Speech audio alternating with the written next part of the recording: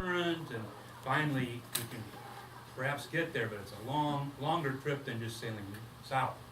Okay? So it was a very dangerous kind of a voyage to put people on to sail them way out into the Pacific Ocean and bring them back around. So how are you going to get people to this area? All right, this man, Juan Bautista de Anza, had an idea. He was a captain at a fort in what is today Tucson, Arizona. And he thought you should be able to walk across that desert. It's going to be a tough walk, and get settlers from the central part of Mexico by land across the desert and into California. But nobody had a path like that. You just couldn't take a bunch of people out there and start marching across the sand without knowing where you're going, could you? That didn't make any sense. But he was interested in finding a way. And he was lucky in a way because the San Gabriel mission had just been established, 1772. And one of the Indians was not happy there. He had been brought up from Baja, California with his wife, and he wanted to go home. So he wanted to run away from the mission. His name was Tarabel. So he ran away from the San Gabriel mission with his wife and a friend, and ran into all kinds of problems. His wife died. His friend died. But he finally came out here by the Yuma crossing, and Colorado River, the Yuma crossing, and was captured by the Indians. So this guy's a runaway from a mission, and they wanted to turn him into the authorities from New Spain. And Anza heard about this. Wait, this guy has just come across that desert that we don't know how to cross. Maybe he can be our guide, and we can organize a group of people and go across and find how he did that. Where are the water holes? Where are the sources of food so that we can make the walk? So that was the task, how to get from the central part of Mexico. It wasn't any big deal to get to the Colorado River, because they could go up the Gila River and go across to the Colorado. But after the Colorado, that's where the problem was going to be. But Tarabel had done it. This is what you're dealing with here in the deserts of the southwestern part of California. Sand, more sand, the mountains area. You don't want to get out there and not know what's going on. There were some rivers if you knew where they were, but it took somebody who knew what he was doing. All right, 1774 in January, Anza had a small group of guys. He had a Father Garces, who was a priest, went with him. Tarabel, the runaway Indian, about 20 soldiers, others to help with the cattle. They had mounts, they had extra horses and mules, and they started to try to find a way to California. All right, they got to Yuma, and there was an Indian chief there named Salvador Palma, and he was friendly, and he worked with Anza and helped him across the river. But Anza got out there in the desert, and he got lost, even with Tarabel's help. He had to come back to Palma and say, I have problems out here.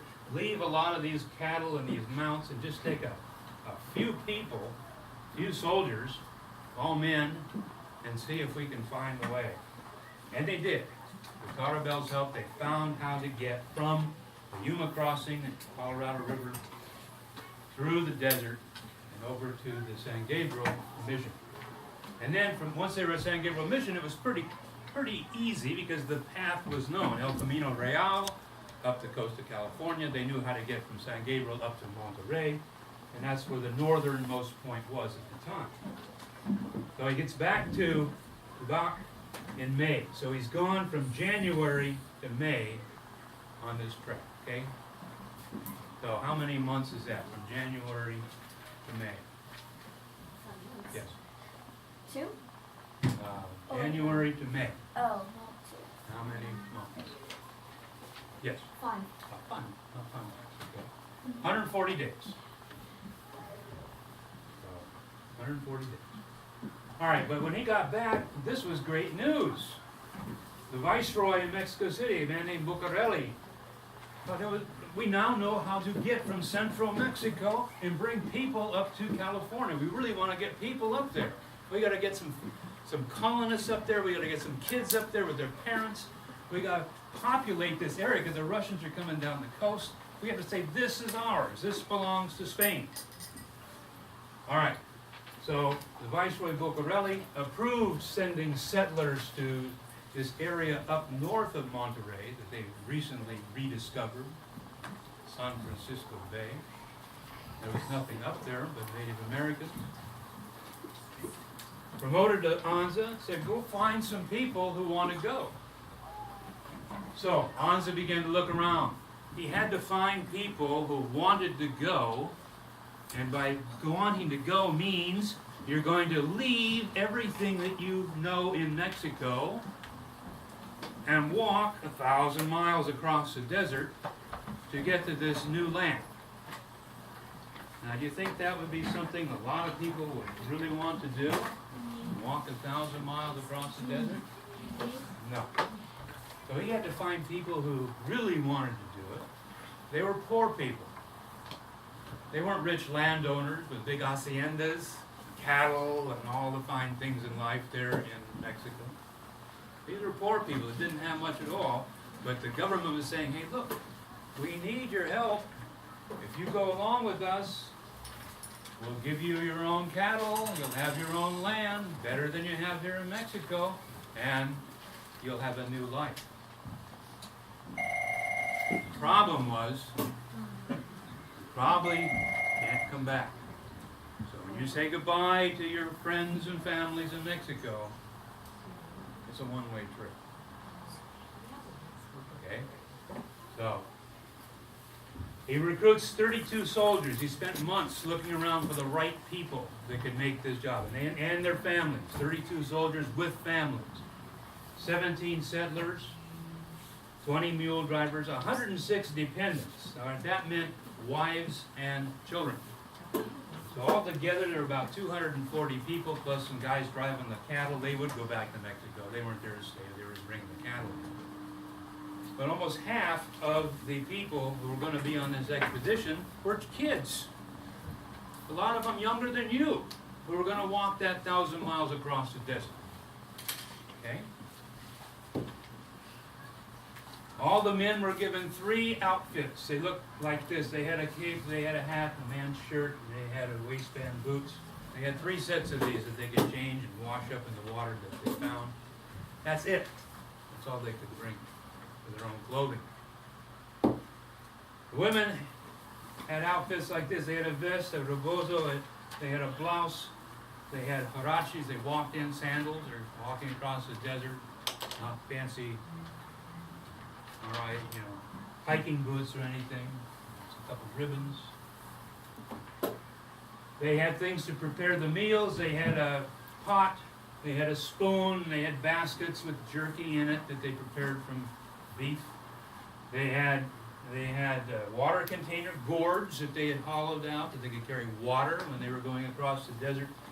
They had wooden bowls for beans. They had frijoles. They had lots of beans and rice packed on these mules. And then each family could bring their own family box. One little box.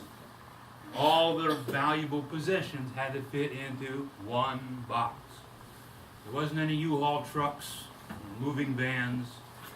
They got one box. And they might put, well, they had a scarf, they had a couple of these little things like this would fit into the family box. These special items. They started, many of the people came from Culiacan down in the central part of Mexico. And they began to walk up to Orcasitas, which was the official starting place, and again, hundreds of miles of walking up to Tubac, and that was where the journey was really going to officially start. But a lot of these people had a very long walk all the way up to get started. Along on this trip was Pedro Font, and he played a very important role. He was a priest who was born in Spain, and it was his job to say the prayers every day and to counsel the people. But he did something else too. Corey, will you pick the larger book out of that blue case for a minute? Pedro Font kept a diary of the biggest one, of the trip. He kept a diary of every day, every stop they made, what he thought about Commander Anza, who he didn't particularly like sometimes. He would go back in his tent, he would write it out at night. And Anza had his own diary too. This is the copy of Font's diary. Lots of detail. What it looked like where he stopped, what the location was like. So we've been able to use Font's diary along with Anza's diary and pretty much trace out where that route was that these people followed from the central part of Mexico up to California. All right, so we had Anza leading the trip. We had Font, who was playing a key role, and then we had this guy. Have you seen this picture before? Yep. Isn't that like one of Where did you see it before? One of Rosa's ancestors. This is one of her 7th great grandparents. One of her 7th great grandfathers, Joseph Joaquin Moraga. He was next in line. It was Anza and Moraga who were the leading non-priests, and then Font was there as the priest, okay, that led this expedition up from Mexico. Now, Joseph Joaquin Moraga, he had a wife and child also. They didn't come on this trip. She was sick back in Mexico, couldn't make the walk. The son was about 8 years old. He stayed behind. And Joseph Joaquin came up himself so we could focus on the trip, helping Anza. Let's get this thing going and be successful. They came toward Tabac. They learned how to walk as a group. They learned how to unload their mules every night and set up camp. They only ate once a day in the evening. In the morning they get up, they pack up everything on the mule, they'd walk all day, they'd stop, get to camp, cook the food, go to sleep. All the way up through what is today Arizona, across the Gila River, to the Yuma crossing. Chief Palma was there. He helped them with the Yuma crossing. The end of November. Now, why do you think they were going to be walking in what was going to be winter time? Why would you walk across the desert in the winter as opposed to the summer? Yes? Because it isn't as hot. It's not as hot in the winter, right? Not quite as hot in the winter. You walk in the summer, you'd be frying out there, wouldn't you? 100 plus degrees heat going across sand. Maybe in the winter it could be done. You remember, Anza did his walk starting in January to May, so he knew what it was like. He knew the difference between walking in the winter and walking in the summer. All right, they crossed over. Day after day after day, they walked.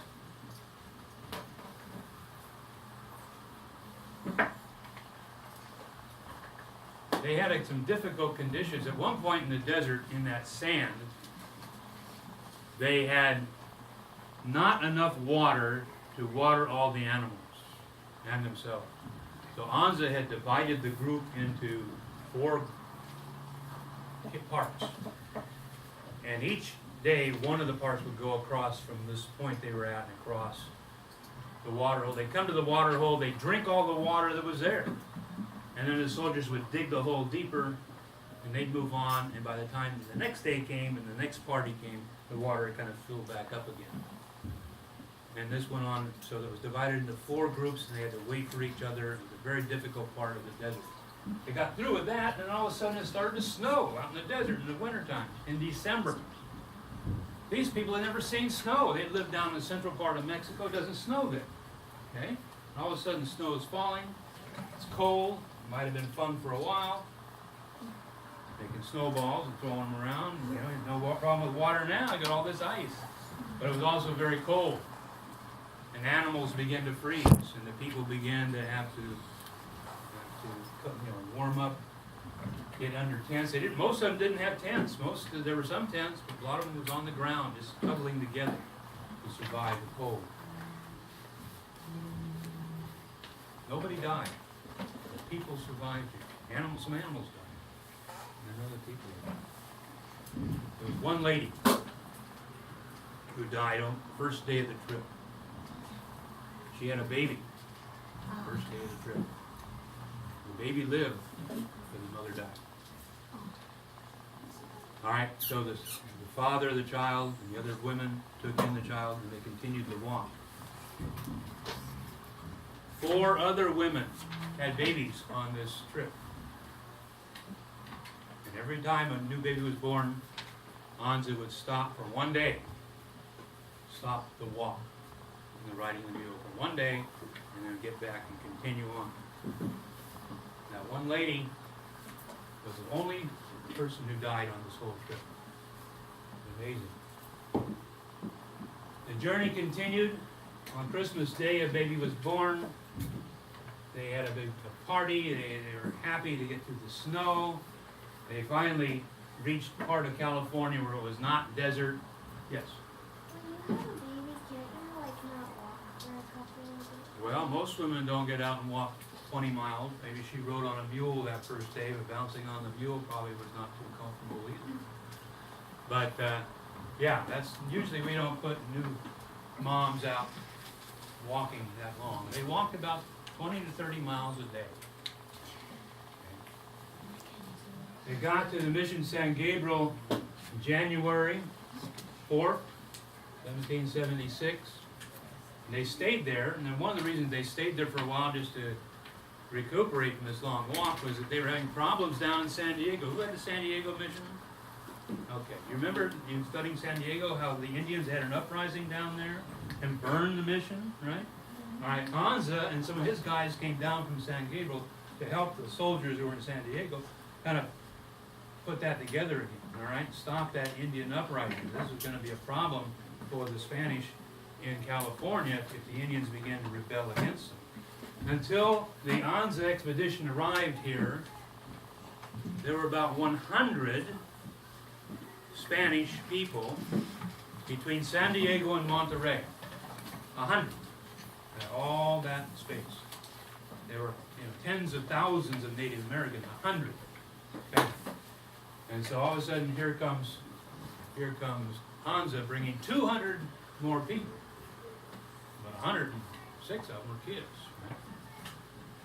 All right, they left San Gabriel around February. There were some soldiers at San Gabriel who tried to run away, take some horses and go back to Mexico. Lieutenant Moraga and a couple other soldiers chased them down. They had to chase them all the way back to the Yuma River, catch them, bring them back to join the group. The party had moved on and arrived in Monterey in March of 1776. Anza had fulfilled his goal. His goal was to deliver families, kids, to Monterey for settlement up in San Francisco. All his part was to get them to Monterey. The guy who was in charge of California at the time, a man named Captain Rivera, really did not like the idea of going up to San Francisco Bay. He said, I got 100 people, that's all I have. Now you're going to go up further? I only got 100 people between Monterey and San Diego. I don't know that I want to let you do that. So it took some letter writing. Anza saying, look, I have direction from the Viceroy in Mexico to take these people to San Francisco. But the guy who's running California at the time, Rivera, is not in favor of that particular move, and so things were going back and forth for a couple of months. And this walk along the coast to getting from San Gabriel on up the coast. This has been an interesting piece here. They walked along the ocean. The people had never seen the ocean before. They finally saw the ocean around what is today Ventura County. They walked along at low tide, along up Point Conception and back across. Now today, you can't walk in that direction easily. It's all private property. If you're familiar with Gaviota Beach, Santa Barbara, how many of you have been to Santa Barbara before? You know how you go down through the valley, and you go through the tunnel, and you come down, and there's the ocean? But all this land is to the west. You don't know about that. That's this area out here. This is all private property, and the Vandenberg Air Force Base is here. And so you can't, if you come down on the 101 here, and you come on into Santa Barbara. This part of Anza's Walk, you really can't trek out at this point to the private property. Okay?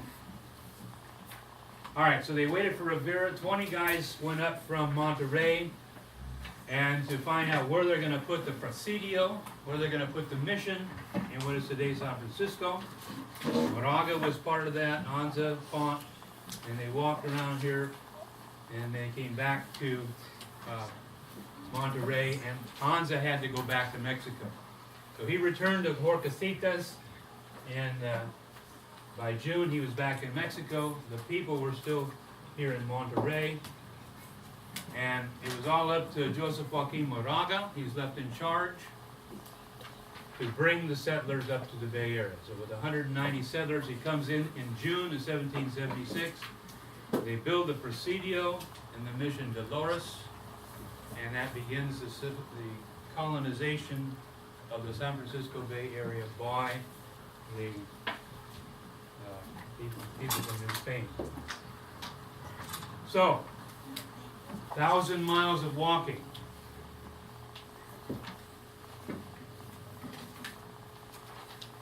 There was another expedition in 1781, okay, a few years later. Rivera is in charge of this one, the same guy who wouldn't let Anza come up to San Francisco. He's bringing new family to set up a new pueblo down outside the Mission San Gabriel. You had the Mission San Gabriel? Who had the Mission San Gabriel? San Gabriel? Who had San Gabriel? San Gabriel. Okay, one of you had Mission San Gabriel. All right. I think it was. Well, she did. Skylar. You had Dolores, right? That was, I think, Henry Cedar. Oh, okay. Henry Cedar or something. Okay. Anyhow, San Gabriel is outside of what is today a large city. Anybody know what city that is to the south? In Southern California, it's a large city, home of the Dodgers. Los Angeles. All right. So these families would settle in Pueblo and become Los Angeles. Okay, but there was a problem crossing that river. The Indians began to oppose the Spanish. They killed a bunch of people of the Spanish who were left behind, and the Viceroy of Mexico closed the trail. So there were only these two basic expeditions. The one that brought people to San Francisco that we just talked about with Anza, and these 11 families that came across with the Rivera expedition to start Los Angeles, and the population is pretty much closed. 1790, the population of what is today California is about 1,000 people. The people from New Spain did a census. We have the names of all the people who were alive at the time. About 1,000 people, and many of them had come on the trek with Anza. The kids had grown up, marriages were formed, new families were made. So there were about 1,000 here by 1790, and there really weren't that many more European people who came into California until the middle of the 19th century, 1848, when all of a sudden something happened outside of Sacramento, and everybody got really excited about it and wanted to come to California. What was that called? Yes. Gold. So for over 50 years, there were these basic families that came up with Anza and across with Rivera, intermarrying, setting up new families who formed the Californians. People who lived here. All right? All right, the Juan Bautista de Anza National Historic Trail was established a couple decades ago. If you drive along Route 101 today, if you drive down to San Jose, you drive down to Salinas, you drive down to there to San Luis Obispo, you might see signs like this along the 101. The Juan Bautista de Anza National Historic Trail, because this is commemorating the walk that we just talked about. Okay. Bringing the first people from the central part of Mexico up. This is a picture I took because it's part of the trail is down where I live in Ventura County, and in part of that trail is the 101 going from over into the San Fernando Valley. If you go up into the hills, you'll find this plaque there commemorating the trail. It said that Anza was here in February of 1776. This is what the land looked like. You probably have similar plaques in this area as well. All right, the Juan Bautista de Anza Trail goes from what is today Tucson, Arizona, to Bach, all the way up to San Francisco. Now I'm going to tap this, and I don't know if it's going to happen or not.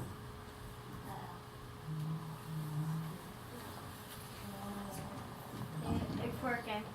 It's working. Oh, it's YouTube. All right, now this is a 30. I'm Raul Grijalva, Chairman of the House Subcommittee of National Parks, Forests, and Public Lands. On August 15, 1990, the United States Congress commemorated the endurance and sacrifice of the men, women, and children who participated in the 1770. Okay, I'm going to stop it. This is going to go on for a half an hour. We're not going to do it today. I'm going to share it. I want your teacher to kind of note perhaps the URL for this site. Okay. And then after you guys have your week off and you come back and you want to kind of see this story again with actors going through the roles of the characters we talked about, this is would be a review of the story that I told you today. All right? The point that I want to get across to you today, this is a story of one of Rosa's ancestors. But all of you have interesting stories for your ancestors as well. And if you go home, you talk to your parents about it, you talk to grandfathers and grandmas about it, you talk to old aunts and uncles, there's probably somebody in the family who knows your story of your family and where they were and what they did. And all of that is very interesting information. And you're not too young to start asking those questions. When I was about your age, I was back in Pennsylvania where my father was born, and we went down the alley to talk to my grandfather's aunt, and she was telling stories, and I wasn't really asking a lot of good questions. And the thing was, her father had been in the Civil War.